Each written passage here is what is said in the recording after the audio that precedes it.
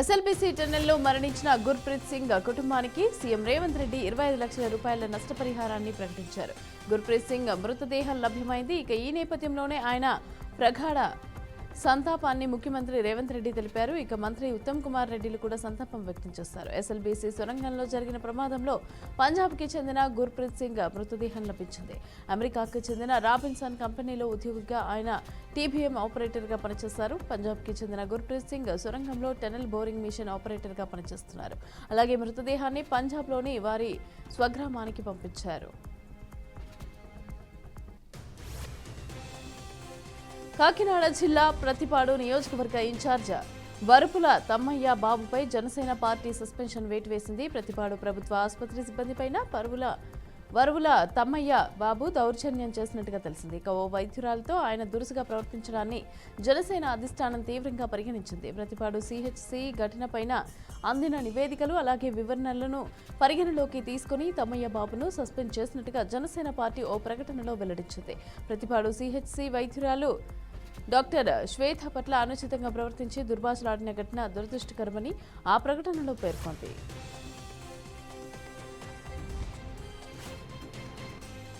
తెలంగాణలో 5 MLA quota MLC స్థానాలకు ఎన్నికలు జరగనున్న సంగతి తెలిసింది. త్వరలో ఖాళీ కాబోతున్న ఎమ్మెల్సీ స్థానాలకు అభ్యర్థుల ఎంపిక కోసం కాంగ్రెస్ హైకమాండ్ కసరత్తులు ఓ కొలిక్కి వచ్చినట్టుగా తెలుస్తోంది. తాజాగా 3 ఎమ్మెల్సీ అభ్యర్థులతో కాంగ్రెస్ అధిష్టానం జాబితానైతే విడుదల చేసింది. ఇందులో నటి అదేవిధంగా మాజీ ఎంపీ విజయశాంతి పేరు కూడా ఉంది. విజయశాంతితో పాటు అద్దంకి దయాకర్, శంకర్ నాయకులను కాంగ్రెస్ పార్టీ ఎమ్మెల్సీ అభ్యర్థులుగా పేర్కొంది.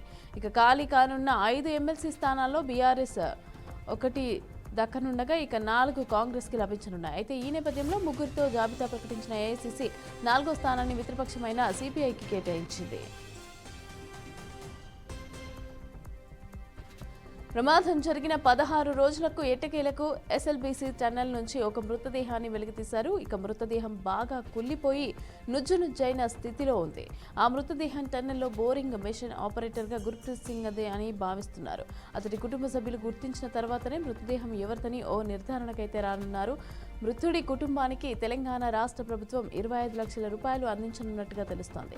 టన్నెల్లో నుంచి వెలికి తీసిన మృతదేహాన్ని నాగర్ కర్నూల్ ప్రభుత్వ ఆసుపత్రికి అయితే తరలించారు. టన్నెల్ ప్రమాదంలో మొత్తం 8 మంది గల్లంతయ్యారు. శ్రీవారి సాలకట్ల తెప్పోత్సవాలు వైభవంగా ప్రారంభమయ్యాయి. విద్యుత్ దీపాలు, పుష్పాలతో సర్వాంగ సుందరంగా అలంకరించిన తెప్పపై తొలి రోజు సీత, లక్ష్మణ, ఆంజనేయ సమేత శ్రీరామచంద్రమూర్తి దర్శనమిచ్చారు. పుష్కరిణిలో 3 చుట్లు తిరిగి భక్తులను కటాక్షించారు. వేదం, గానం, నాదం మధ్య తెప్పోత్సవం వేడుకగా జరిగింది. ఈ కార్యక్రమంలో పెద్దజయస్వామి, చిన్నజయస్వామి, అదనపు సీఓ సిహెచ్ వెంకయ్య చౌదరి, అదేవిధంగా డిప్యూటీ ఈవో లోకనాథన్ తదితరులు పాల్గొన్నారు. తిరుమలలో తెప్పోత్సవాలు అత్యంత ప్రాచీన కాలం నుంచి జరుగుతూనే ఉన్నాయి.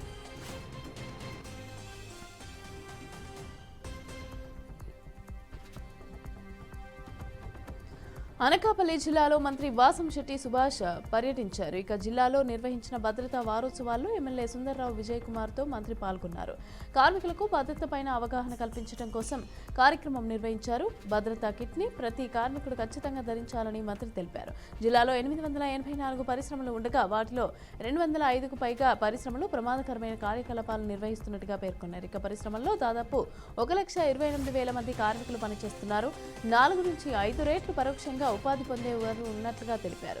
దీనివల్ల జిల్లా పారిశ్రామికంగా కేంద్రంగా ఉండటంతో పాటుగా ప్రమాదాలకి కూడా అండగా మారిందని అన్నారు. 9 నెలల్లో 43 మంది చనిపోయారని, గత ప్రభుత్వం అలసత్వం వల్లనే కార్మికుల భద్రత, ఆరోగ్యం విషయంలో చిత్తశుద్ధి లేకపోవడంతోనే అస్తవ్యస్తంగా మారిందని అన్నారు.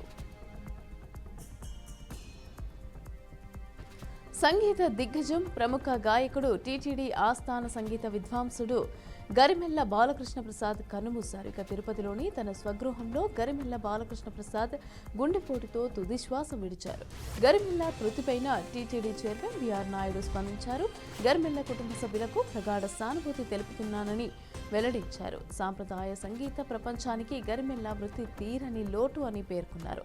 తిరుమల తిరుపతి దేవస్థాన విద్వాంసుడిగా గరిమెల్ల విశేష సేవలను అందించారని బిఆర్ నాయుడు కొనియాడారు. 1000కి పైగా అన్నమాచార్య సంకీర్తనలకు స్వరకల్పన చేసిన ఘనత గరిమెల్ల సొంతమని కీర్తించారు.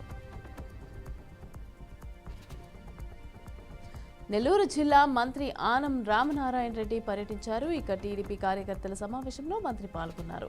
లబ్ధిదారులకు సీఎం రిలీఫ్ ఫండ్ పంపిణీ చేశారు. నియోజకవర్గ స్థాయిలో పార్టీ బలోపేతానికి సంబంధించిన కీలక విషయాలపైన నేతలతో సమాలోచనలు జరిపారు. సమావేశంలో మండల, మున్సిపల్, గ్రామ స్థాయిలో పార్టీకి చెందిన ముఖ్య నాయకులు, ప్రజాప్రతినిధులు, కార్యకర్తలు పాల్గొన్నారు. పార్టీ బాధ్యతలపైన చర్చించడంతో పాటుగా స్థానిక సమస్యలు, ప్రజలకు అందాల్సిన సేవలపైన నాయకత్వం దృష్టి సారించింది. రాష్ట్రంలో సీఎం రేవంత్ రెడ్డి బ్రోకర్ పాలన చేస్తుంటే తుంగతుర్తి నియోజకవర్గంలో ఎమ్మెల్యే సామెల్ జోకర్ పాలన నడుస్తుందని బీఆర్ఎస్ జిల్లా అధ్యక్షుడు కంచర్ల రామకృష్ణారెడ్డి అన్నారు. యాదాద్రి భువనగిరి జిల్లా మోత్కూరు మండలం దత్తప్పగూడెంలో ఆదివారం ఏర్పాటు చేసిన విలేకరుల సమావేశంలో ఆయన మాట్లాడారు. ఇక ఏడాది కాలంలో మందుల సామెల్ పని చేతకాక కేసీఆర్, అదే కేటీఆర్, హరీష్ రావు బీఆర్ఎస్ నాయకులను తిట్టడమే పనిగా పెట్టుకున్నట్లుగా ఎద్దుకు.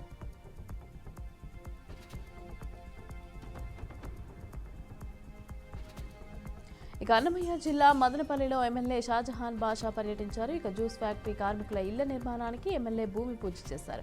15 ఏళ్ల క్రితం పనిచేసిన కార్మికులకు అప్పటి యాజమాన్యం తమ కార్మికుల కోసం ప్రభుత్వ నిబంధనలకు లోబడి ఇళ్ల స్థలాలను మంజూరు చేసింది. భూ ఆక్రమణదారుల చర్యలతో గత పాలకుల నిర్లక్ష్య కారణంగా 15 ఏళ్లుగా లబ్ధిదారులు ఇళ్ల నిర్మాణం చేపట్టేందుకు అవాంతరాలు ఏర్పడ్డాయి. ఇక దీంతో ప్రస్తుతం టీడీపీ ప్రభుత్వంలో సీఎం చంద్రబాబు ఆశీస్సులతో ఎమ్మెల్యే షాజహాన్ బాషా లబ్ధిదారుల నిర్మాణానికి భూమి పూజ చేశారు. ఇక 253 ఇళ్ల పట్టాలను మంజూరు చేసింది కాబట్టి 15 ఏళ్లుగా కాలయాపన జరుగుతున్న నేపథ్యంలోనే ఇక అధికారులతో మాట్లాడి లబ్ధిదారుల ఇల్లు నిర్మించుకునేందుకు అనుమతులు ఇప్పించినట్లుగా తెలిపారు. కార్మికులు భద్రంగా ఉంటేనే రాష్ట్రం భద్రంగా ఉంటుందని మంత్రి వాసంశెట్టి సుభాష్ అన్నారు. ఇక కార్మికుల భద్రతతోనే స్వర్ణాంధ్రప్రదేశ్ కళ సాకారమవుతుందనే స్పష్టమైన సందేశం ఇందులో ఇమిడి ఉందన్నారు. ఈ కళను నిజం చేసే బాధ్యత యాజమాన్యాలపైన, కార్మికులు, అదేవిధంగా అధికారులందరిపైన ఉందని ఆయన తెలియజేశారు. పరిశ్రమల్లో ప్రమాదాల నివారణకు తీసుకోవాల్సిన చర్యల గురించి సీఎం చంద్రబాబు ఇప్పటికే చర్చించారని, ఇందుకోసం సలహాలు ఇవ్వడానికి వసుధా మిశ్రా గారి నేతృత్వంలో ఒక కమిటీని కూడా ఏర్పాటు చేసినట్లుగా మంత్రి తెలిపారు. అనకాపల్లి జిల్లాకి సంబంధించి జాతీయ భద్రతా వారోత్సవాలలో ఆయన ఈ వ్యాఖ్యలు చేశారు.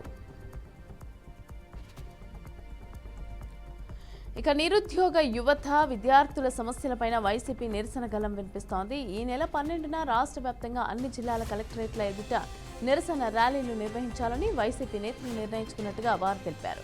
వైసీపీ జిల్లా అధ్యక్షుడు అనంత వెంకట్రామరెడ్డి ఆధ్వర్యంలో నిరసన ర్యాలీ ఏర్పాటు చేయనున్నట్లుగా పేర్కొన్నారు. జిల్లా పరిషత్ కార్యాలయం నుంచి ప్రారంభమయ్యే ఈ ర్యాలీ ఉదయం 10 గంటలకు కలెక్టరేట్ వద్ద ముగించనున్నట్లుగా తెలిపారు. అయితే ఈ కార్యక్రమానికి విద్యార్థి సంఘాలు, యువజన సంఘాలు, ప్రజా సంఘాలు, కుల సంఘాలు మద్దతు ప్రకటించాయి. విద్యార్థులు, నిరుద్యోగుల సమస్యల పరిష్కారం కోసం ప్రభుత్వంపై ఒత్తిడి తీసుకురావడమే లక్ష్యంగా ఈ ర్యాలీ చేపట్టారు. అయితే గత ఎన్నికలకి ముందు చంద్రబాబు నాయుడు ప్రతి నిరుద్యోగికి 3,000 వృత్తి అందిస్తామని, 20 లక్షల ఉద్యోగాలు కల్పిస్తామని హామీ ఇచ్చారని గుర్తు చేశారు. అయితే 8 నెలలు గడుస్తున్నా కూడా కొత్త ప్రభుత్వం ఈ హామీలను నెరవేర్చలేదని ఆరోపించారు. కర్నూలు జిల్లా ఎమ్మిగనూరు ప్రభుత్వ ఆసుపత్రిలో దారుణం చోటు చేసుకుంది. ఎర్రకోట గ్రామంలో నివాసం ఉంటున్న సువార్తమ్మ అనే గర్భిణీకు పురుటి నొప్పులు రావడంతో చికిత్స నిమిత్తం ఎమ్మిగనూరు ప్రభుత్వ ఆసుపత్రికి తరలించారు. వైద్యులు సాధారణ కాన్పు చేసి శిశువుకు హార్ట్ బీట్ తక్కువగా ఉండటంతో కర్నూలుకు వెళ్లాలని సూచించారు. ఇక మరో ప్రైవేట్ ఆసుపత్రికి వెళ్లగా అక్కడ పరీక్షించిన వైద్యులు శిశువు మృతి చెందాడని నిర్ధారించారు. మొదటి కాన్పులోనే ఇలా శిశువు మృతి చెందడంతో ఒక్కసారిగా తల్లిదండ్రులు శోకసంద్రంలో మునిగిపోయారు. దీంతో శిశువు బంధువులు అంతా కలిసి వైద్యులు, సిబ్బంది నిర్లక్ష్యం వల్లనే శిశువు మృతి చెందాడని ఆరోపిస్తూ ప్రభుత్వ ఆసుపత్రిలో ఆందోళన చేపట్టారు. పాకిస్తాన్, దుబాయ్ వేదికలుగా జరిగిన ఐసీసీ ఛాంపియన్స్ ట్రోఫీ 2025 ముగిసింది. ఇక ఫైనల్ మ్యాచ్లో భారత్ 4 వికెట్ల తేడాతో న్యూజిలాండ్ను మట్టి కనిపించింది. దీనిపై ఏపీ సీఎం చంద్రబాబు, మంత్రి నారా లోకేష్ స్పందించారు. మన మెన్ ఇన్ బ్లూ టీమ్ సాధించిన అద్భుత విజయం పట్ల దేశ ప్రజలందరితో కలిసి నేను కూడా హర్షిస్తున్నాను. టీమిండియా తన అసామాన్య ప్రదర్శనతో న్యూజిలాండ్ను ఓడించి ఐసీసీ ఛాంపియన్స్ ట్రోఫీని చేజిక్కించుకొని మరోమారు మనందరినీ గర్వించేలాగా చేసిందని అన్నారు. హార్డ్ వర్క్, అంకిత భావంతో అద్భుతమైన విజయం సాధించేందుకు టీమిండియాకు శుభాభినందనలు అంటూ చంద్రబాబు తన ప్రకటనలో పేర్కొన్నారు. ఐసీసీ ఛాంపియన్స్ ట్రోఫీలో టీమిండియా ఛాంపియన్గా అవతరించడంతో సర్వత్రా అభినందనల వర్షం కురుస్తోంది. ఇక తాజాగా టీమిండియా విజయంపైన AP deputy CM Pawan Kalyan కూడా స్పందించారు. ఐసీసీ ఛాంపియన్స్ ట్రోఫీ 2025ని గెలుచుకున్నందుకు కంగ్రాచ్యులేషన్స్ టీమిండియా అంటూ సోషల్ మీడియాలో తన ఆనందాన్ని పంచుకున్నారు. అయితే ఈ టోర్నీ మొత్తం టీమిండియా ఆట తీరు అద్వితీయం అని అభివర్ణించారు. అన్ని రంగాల్లోనూ టీమిండియా నైపుణ్యం ప్రదర్శించిందని కొనియాడారు. ఇక టోర్నీలో ఒక్క మ్యాచ్ కూడా ఓడిపోకుండా టైటిల్ సాధించడం జట్టు అంకిత భావానికి, అదే విధంగా ప్రతిభకు గీటురాయి అని పవన్ పేర్కొన్నారు. మున్ముందు ఇదే రీతిలో మరిన్ని విజయాలు కూడా సాధించాలని ఆకాంక్షించారు. కర్నూలు జిల్లాలో మాజీ MLA SV Mohan Reddy party కార్యాలయంలో సమావేశం నిర్వహించారు. అయితే ఈ నెల 12వ తేదీన విద్యార్థులు నిరుద్యోగుల కోసం వైసీపీ పోరుబాటకు పిలుపునిచ్చిందని తెలిపారు. పేద విద్యార్థులకు చదువులకు ఇబ్బందులు లేకుండా ఫీజు రియంబర్స్మెంట్ను దివంగత నేత వైఎస్ రాజశేఖర రెడ్డి ప్రవేశపెట్టినట్టుగా గుర్తు చేశారు. ఇక చంద్రబాబు హయాంలో ఫీజు రియంబర్స్మెంట్ను నిర్వీర్యం చేశారని ఎద్దేవా చేశారు. వైఎస్ జగన్ ప్రభుత్వంలో పేద విద్యార్థులకు విద్యా దీవెన, వసతి దీవెన, అమ్మఒడి ప్రవేశపెట్టారని తెలిపారు. కూటమి ప్రభుత్వ బడ్జెట్లో విద్యా దీవెన, బైజూస్ ఫీజు రియంబర్స్మెంట్ ఊసేలేదని విమర్శించారు. విద్యార్థుల భవిష్యత్తుకు జగన్ ట్యాబ్లు తీసుకొచ్చారని, ట్యాబ్లపైన కూటమి నేతలు విషప్రచారం చేస్తారని మండిపడ్డారు. రాష్ట్రంలో చేనేత కార్మికులకు రేవంత్ సర్కార్ గుడ్ న్యూస్ చెప్పింది. ఇక చేనేత కార్మికులకు లక్షలోపు ఉన్న రుణాలను మాఫీ చేస్తూ ప్రభుత్వం ఉత్తర్వులు జారీ చేసింది. ఇందుకోసం 33 కోట్లను మంజూరు చేసినట్లుగా వెల్లడించింది. 2017 ఏప్రిల్ నుంచి 2024 మార్చి 31 వరకు ఉన్న రుణ బకాయిలను మాఫీ చేస్తున్నట్టుగా ఉత్తర్వుల్లో పేర్కొంది. ఇక ఇప్పటికే రైతులకు 2 లక్షల వరకు రుణమాఫీ ప్రభుత్వానికి చేసింది. నేతన్నలకు గుడ్ న్యూస్ చెప్పడంతో రాష్ట్ర వ్యాప్తంగా కూడా కాంగ్రెస్ పై ప్రశంసలు కురుస్తున్నాయి. ఇక రేవంత్ సర్కార్ తమకు ఎన్నికల్లో ఇచ్చిన హామీ నిలబెట్టుకుందని చేనేత కార్మికులకు ఆనందం వ్యక్తం చేస్తున్నట్టుగా తెలిపారు. ఈ ప్రభుత్వానికి తాము ఎప్పటికీ రుణపడి ఉంటామని వారు తెలిపారు. ఖమ్మం జిల్లా సమగ్ర అభివృద్ధికి కాంగ్రెస్ ప్రజాప్రభుత్వం వ్యూహాత్మక ప్రణాళికలతో ముందుకు వెళ్తోంది. రోడ్ల భవనాల శాఖ మంత్రి కోమటిరెడ్డి వెంకటరెడ్డి అన్నారు. ఇక బంజారా హిల్స్ లోని మంత్రుల నివాస సముదాయంలో ఖమ్మం జిల్లా సమగ్ర అభివృద్ధిపైన జిల్లా ఇన్ఛార్జ్ మంత్రి కోమటిరెడ్డి వెంకటరెడ్డి ఆధ్వర్యంలో నిర్వహించారు. సమావేశానికి డిప్యూటీ సీఎం బట్టి విక్రమార్క, అదేవిధంగా రెవెన్యూ శాఖ మంత్రి పొంగులేటి శ్రీనివాసరెడ్డి, మంత్రి తుమ్మల నాగేశ్వరరావు, ఎంపీలు రేణుకా చౌదరి హాజరయ్యారు. ఇక అభివృద్ధి పనులను మరింత వేగవంతంగా పూర్తి చేసేందుకు అనుసరించాల్సిన విధానాలపైన కూడా చర్చించడంతో పాటు వేసవిని దృష్టిలో పెట్టుకుని జిల్లాలో తాగునీరు, అదేవిధంగా సాగునీరు, విద్యుత్ సరఫరా వంటి అంశాలను కూడా కూలంకషంగా చర్చించినట్లు తెలిపారు. వేసవి కాలం ప్రారంభం కావటం, వరి కోతల సీజన్ నడుస్తూ ఉండటంతో రైతులకు ఎలాంటి ఇబ్బందులు లేకుండా చూస్తామని ఆయన తెలిపారు. మెదక్ జిల్లా దొంతిలో బ్యాంకు చోరీకి దొంగలు ప్రయత్నించారు. యూనియన్ బ్యాంకును కన్నం వేయడానికి 4 దుండగులు చోరీకి పాల్పడ్డారు. ఇంటి యజమానికి అనుమానం వచ్చి చూడగా దోపిడీ చేస్తున్న దొంగలను కాలనీవాసులు పట్టుకుని పోలీసులకు అప్పగించారు. పోలీసులు వారిపైన కేసు నమోదు చేసి దర్యాప్తు చేపట్టారు. బీజేపీ జిల్లా అధ్యక్షుడు దినేష్ కులచారి కాంగ్రెస్ ప్రభుత్వంపై ఘాటు విమర్శలు చేశారు. ఇక నిజామాబాద్ జిల్లా దర్పల్లి మండల కేంద్రంలో ఎండిన వరి పంటను దినేష్ స్థానిక నాయకులతో కలిసి పరిశీలించారు. ఇక పంటలు ఎండిపోవడానికి ప్రభుత్వమే బాధ్యత వహించాలని, ట్యాంకర్ల ద్వారా నీటిని ఎండిన పంటలకు అందించాలని అన్నారు. ఇక బైరాపూర్ పంప్ హౌస్ నుంచి 3 ఎకరాలకు ఒక పైప్ లైన్ ద్వారా సాగునీటిని సరఫరా చేస్తామని చెప్పిన మాటలు ఏమయ్యాయని, రైతులకు ఇచ్చిన మాటలను కూడా నిలుపుకోవాలని ఆయన డిమాండ్ చేశారు. రైతులకు పంటలను కాపాడుకునేందుకు అదనంగా ట్యాంకర్లను కూడా ప్రభుత్వమే ఏర్పాటు చేయాలని ఆయన కోరారు.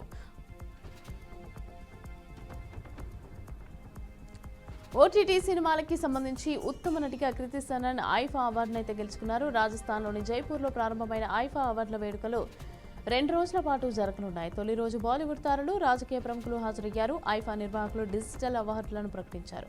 ఓటీటీలో విశేష ఆదరణ పొందిన అమర్ సింగ్ చంకీలా సినిమాకు ఉత్తమ చిత్రం అవార్డును ప్రకటించారు. దోపతి సినిమాలో నటనకు గాను కృతి సనన్ ఉత్తమ నటి అవార్డును అందుకుంది. సెక్టార్ 36 సినిమాలో నటించిన విక్రాంత్ మసే ఉత్తమ నటుడు అవార్డును అయితే గెలుచుకున్నారు. ఆదివారం సాయంత్రం ఈ అవార్డును ప్రదానం చేయనున్నట్లుగా ఐఫా నిర్వాహకులు తెలిపారు. బెంగళూరు మెట్రో పైన టికెట్ల ధరల పెంపు ఎఫెక్ట్ పడింది. Bengaluru rail corporation limited metro ticket ఛార్జీల పెంపునైతే అమలు చేశారు. దీంతో చాలా మంది మెట్రో కాకుండా వేరే వాహనాల్లో రాకపోకలు సాగిస్తున్నారు. నెల రోజుల్లోనే మెట్రోలో సగటున రోజుకు 1,00,000 టికెట్లు తగ్గాయి. BMRCL వెబ్సైట్లో అందుబాటులో ఉన్న డేటా ప్రకారం జనవరిలో ప్రయాణికుల సంఖ్య 2,48,00,000 కాగా ఫిబ్రవరిలో ఇది 2,09,00,000కు తగ్గింది. ఇక ప్రయాణికుల సంఖ్య ఆయా తగ్గడంపై బీఆర్సీఎల్ అధికారి ఒకరు స్పందించారు. టికెట్ల ధరల పెంపునకు సవరించాలని మెట్రో అధికారులకు ఆదేశాలు జారీ చేశారు. ఛార్జీల పెంపుకు 100% బదులుగా 71% పరిమితం చేస్తున్నట్టుగా మెట్రో ప్రకటించింది. దక్షిణ ముంబైలోని నిర్మాణంలో ఉన్న ఓ భవనంలో వాటర్ ట్యాంక్ను శుభ్రం చేస్తూ ఉండగా 4 కూలీలు ఊపిరాడక మృతి చెందినట్లు అధికారులు తెలిపారు. నగరంలోని నాగపాడ ఈ విషాదమైతే చోటు చేసుకుంది. 5 కాంట్రాక్ట్ కార్మికులు బిస్మిల్లా స్పేస్లో నిర్మాణంలోని బేస్మెంట్లో ఉన్న వాటర్ ట్యాంక్లోకి దిగారు. బేస్మెంట్లోని ట్యాంకులో ఉన్న ఫ్లైవుడ్ పరికరాలను తొలగించేందుకు ఒకరు వెళ్ళగా అతన్ని కాపాడేందుకు మరో 4 దిగారు. ఇక వారిలో 4 కార్మికులు కూడా ఊపిరాడక మరణించారని, మరొకరు అపస్మారక స్థితిలో ఉన్నట్లుగా అధికారులు వెల్లడించారు. ఛార్జీల పెంపునకు ముందు వీక్ డేస్లో సగటున ప్రయాణికుల సంఖ్య 8.5 లక్షల నుంచి 9 లక్షల వరకు ఉండేదని అన్నారు. దుబాయ్లో జరిగిన ఛాంపియన్స్ ట్రోఫీ ఫైనల్లో టీమిండియా విజయం సాధించడంతో యావత్ భారతావని పులకించిపోయింది. వన్డే ఫార్మాట్లో నిర్వహించిన ఈ టోర్నీలో టీమిండియా ఛాంపియన్గా అవతరించింది. ఇక దీనిపైన ప్రధాని నరేంద్ర మోదీ స్పందించారు. ఒక అసాధారణ ఆట, ఒక అసాధారణ ఫలితం అంటూ టీమిండియా గెలుపును కీర్తించారు. ఇక ఐసీసీ ఛాంపియన్స్ ట్రోఫీని ఇంటికి తీసుకువస్తున్న మన క్రికెట్ టీం ప్రదర్శన పట్ల గర్విస్తున్నాను. టోర్నీ అశాంతం అద్భుతంగా ఆడారు. ఇక అమోఘమైన ఆల్రౌండ్ షోతో ఆదరించిన మన జట్టుకు శుభాభినందనలు అంటూ మోదీ సోషల్ మీడియాలో పేర్కొన్నారు. వన్యప్రాణుల సంరక్షణ, పర్యావరణ పరిరక్షణకు కట్టుబడి భారత ప్రభుత్వం మధ్యప్రదేశ్లో 9వ టైగర్ రిజర్వ్ను ఏర్పాటు చేసింది. ఇక దీనిపై ప్రధాని నరేంద్ర మోదీ ప్రశంసించారు.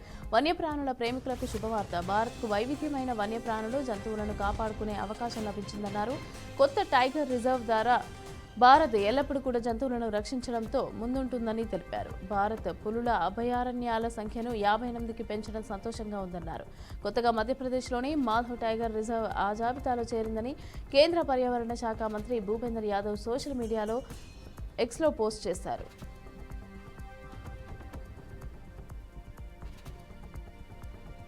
భారత ఉపరాష్ట్రపతి జగదీప్ ధంఖర్ అస్వస్థతకి గురయ్యారు. ఇక ఛాతీ నొప్పితో బాధపడుతున్న ఆయన ఇవాళ ఢిల్లీ ఎయిమ్స్లో చేరారు. వైద్యులు ఆయనకు చికిత్స అందిస్తున్నారు. ఈ నేపథ్యంలో ప్రధాని మోదీ నేడు ఢిల్లీ ఎయిమ్స్ను సందర్శించారు. చికిత్స పొందుతున్న జగదీప్ ధంఖర్ పరామర్శించారు. ఆయన ఆరోగ్యం గురించి ఆరా తీశారు. ఈ విషయాన్ని మోదీ సోషల్ మీడియా ద్వారా వెల్లడించారు. ఉపరాష్ట్రపతి త్వరగా కోలుకోవాలని ఆకాంక్షిస్తున్నానని, ఆయన ఆరోగ్యం కోసం ప్రార్థిస్తున్నానని తెలిపారు. ఇక 73 ఏళ్ల జగదీప్ ధంఖర్ ఆరోగ్యం ప్రస్తుతం నిలకడగా ఉందని తెలుస్తోంది. ఇక ఎయిమ్స్ కార్డియాలజీ విభాగం ఆయనకు క్రిటికల్ కేర్ యూనిట్లో చికిత్స అందిస్తోంది. గత ఏడాది ఉక్రెయిన్ సైనికులు రష్యా సరిహద్దులు దాటి అక్కడి కస్క్ ప్రాంతాన్ని అనూహ్య రీతిలో స్వాధీనం చేసుకున్నారు. దీంతో ఆ ప్రాంతంలో ఇరుపక్షాల నడుమ పోరాటం కొనసాగుతోంది. ఈ క్రమంలోనే కీవ్ సైన్యాన్ని కట్టడి చేసేందుకు రష్యన్ ప్రత్యేక బలగాలు వినూత్న మార్గాన్ని అనుసరించినట్లుగా తెలుస్తోంది. ఓ గ్యాస్ పైప్ లైన్లో దాక్కుని కిలోమీటర్ల మేర నడుచుకుంటూ వెళ్లి మరీ ప్రత్యర్థులపైన విరుచుకుపడినట్లుగా వెల్లడైంది. ఇక వందలాది మంది స్థానికులను యుద్ధ ఖైదీలుగా బంధించాయి. దీంతో రెండో ప్రపంచ యుద్ధం తర్వాత రష్యాలో కొంత భూభాగాన్ని ఆక్రమించిన మొట్టమొదటి దేశంగా ఉక్రెయిన్ నిలిచింది. భారత నౌకాదళ మాజీ అధికారి కుల్భూషణ్ జాధవ్ను కిడ్నాప్ చేయడంతో పాకిస్తాన్ నిఘా సంస్థ ఐఎస్ఐకి సహాయం చేసిన మానవ అక్రమ రవాణాదారుల మస్తీషా మీర్ హత్యకి గురైనట్లుగా జాతీయ మీడియా సంస్థల్లో కథనాలు వెలువడ్డాయి. ఇక బలూచిస్తాన్లో ముఫ్తీ షా మీర్ పైన ఇప్పటికే 2 సార్లు హత్యాయత్నాలు జరిగాయి.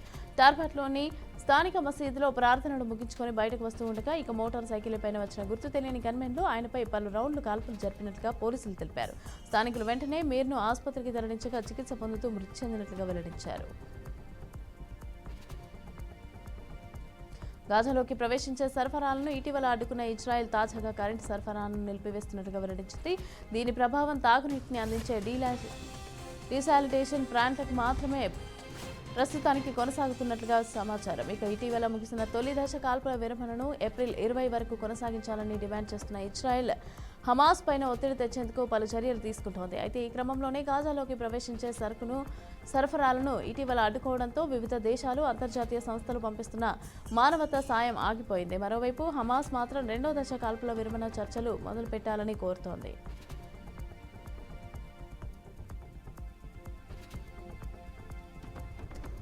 అమెరికాలోని న్యూయార్క్ సిటీలో కార్చిచ్చు చెలరేగుతోంది. ఇక భారీగా ఎత్తిన మంటలు ఎగిసిపడుతున్నాయి. సిటీని దట్టంగా పొగ కమ్మేసింది. లాంగ్ ఐలాండ్లోని హోమ్స్టాన్స్లో మంటలు ఎగిసిపడ్డాయి. అగ్నిమాపక సిబ్బంది తీవ్రంగా శ్రమించి 50% అగ్నికీలలను ఆర్పివేశారు. ఇక కార్చిచ్చు వల్ల దట్టమైన పొగ అలుముకోవడంతో పలు హైవేలను కూడా అధికారులు మూసివేశారు. వాహనాలను ఆయా మార్గాల్లో అనుమతించడం లేదు. ఇక హోమ్టౌన్స్ లో ఉదయం 4 చోట్ల ఎగిసిపడ్డ మంటలు మధ్యాహ్నానికి మర్చేసి ఈస్ట్ పోర్ట్, వెస్ట్ హోమ్టౌన్స్ లో సహా ప్రాంతాలకన్నిటికీ కూడా వ్యాపించాయి. ఇక ఈ ప్రమాదంలో 2 వాణిజ్య భవనాలు పూర్తిగా కాలిపోయాయని అధికారులు వెల్లడించారు.